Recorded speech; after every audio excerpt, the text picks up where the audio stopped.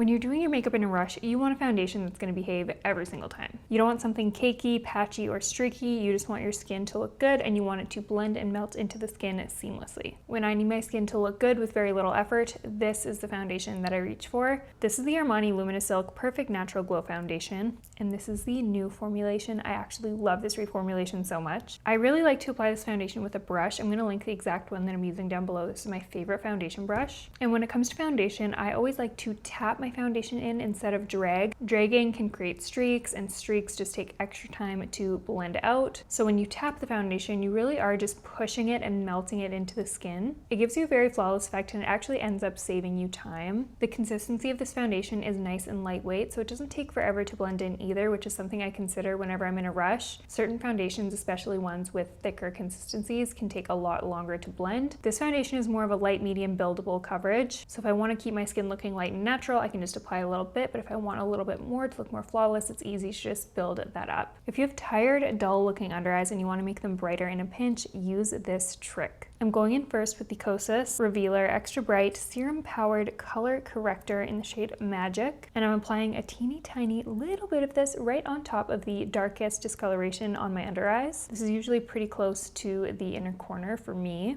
And then right on top of that, I'm going in with my regular concealer. I'm going in with the Armani Luminous Silk Concealer, and I'm just going right on top of that corrector and applying it anywhere else on my face that I want a little extra coverage. Usually for me, it's the centers of my face, so like forehead, chin, mouth area, nose. And then I'm going to blend that concealer out with a brush. I'm going to link the exact one I used down below. This concealer is severely overrated, okay? It gives you medium coverage, but it blends like a dream. When you're in a rush, every minute counts. You don't want concealer that takes forever to blend. It's pretty similar to what I mentioned with foundation. You want to avoid really thick, hard to blend consistencies because they are going to cost you time. I've been using this concealer for a while now and it has never let me down. It doesn't settle into my fine lines and creases, and it lasts all day long. It's truly so good and worth every single penny if you are looking to invest in a good concealer. Concealer can make or break your entire makeup. That tip for under the eyes makes a huge difference. My under eyes look way more bright and awake. And by layering them on top of one another, you do save a ton of time, but you get that same effect. Now I need to add some dimension back into my face because we're looking a little flat. I'm going in with the MPH Underpainting Face Palette. I'm going in with this contour shade right here.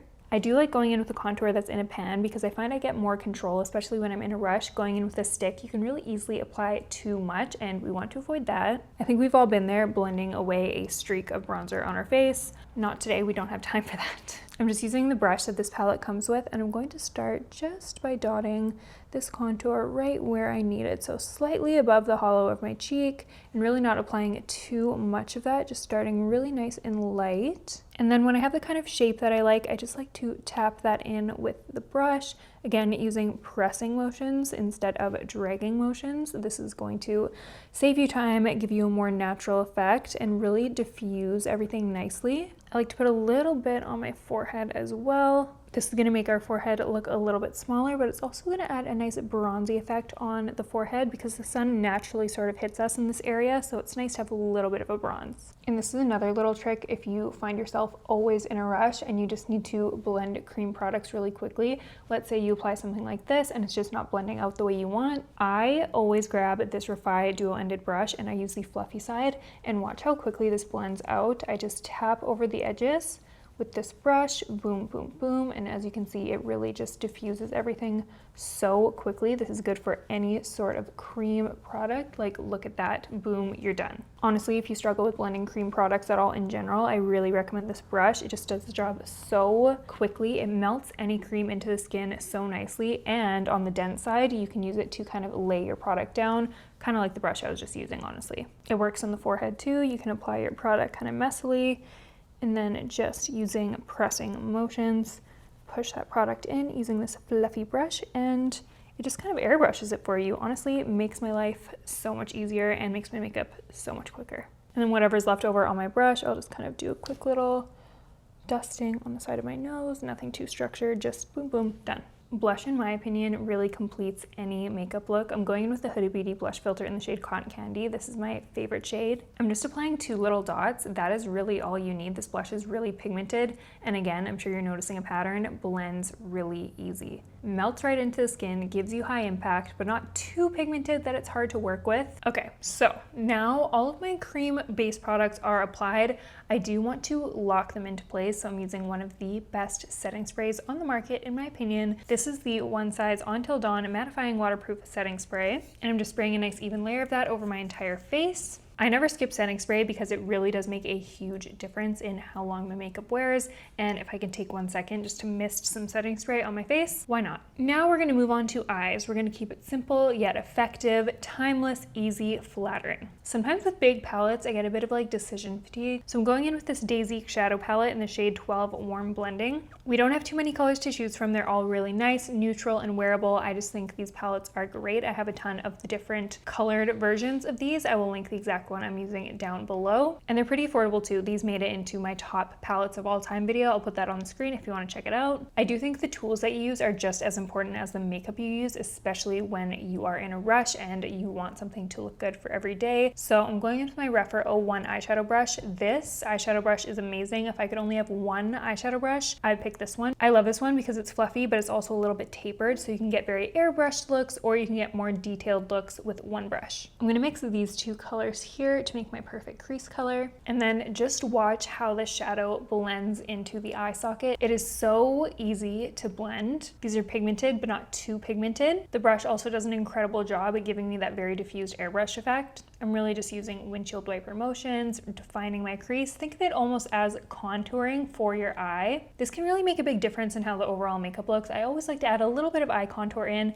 and I actually also drag this on my lower lash line as well, using that exact same brush. No need to switch brushes. This just saves us another little bit of time. I just fluff this on my lower lash line as well, and it does a really good job of giving me a nice diffused lower lash line. See what I mean? Eye contour really makes such a difference. You could totally just leave your eyes at this step, pop a little mascara on, and go about your day. But I'm gonna show you a little trick that I like to do to get a really flawless looking eyeliner in very little time. I'm going in with the Makeup by Mario Master Pigment Pro Pencil in the shade Perfect Brown. And watch, I'm gonna be super messy with this. I'm literally just gonna take this and do a little line on my outer corner, just like that. Not much product, just a little bit, keeping it pretty tight to the lash line, just like that. And then using that exact same palette, I'm going in with that dark chocolatey brown shade, and I'm just picking that up on an angled brush. I really love this one. I'm gonna link this one down below. I've been using this for all my winged liners lately. And I'm just gonna press that shadow right on top of that liner to perfect the shape. This is so much more forgiving than going in with a liquid liner. Plus, the powder on top of the pencil actually creates a very long wearing liner. The powder locks in the cream to make it last all day long, and it also makes the color a little bit darker and a little bit richer too. And there you have it, the quickest, easiest wing liner of all time. I also love that it's a dark chocolatey brown shade. It's a little less harsh than black, and this is gonna last you all day. A beginner could super easily do this. This is probably the easiest liner technique that I personally know how to do. I just struggled and fussed with liquid liners for so long, and at one point I was just like, why am I struggling so hard? This technique is just way easier, and honestly, I think it looks a little bit nicer, a little bit more flattering, a little bit softer for every day. And that's what both the eyes look like with that liner. If that isn't enough for you and you want to add a little bit of something that really doesn't take very long, I love going in with a Tower 28 shimmer stick in the shade Go Go. And literally, guys, this only just takes a couple seconds.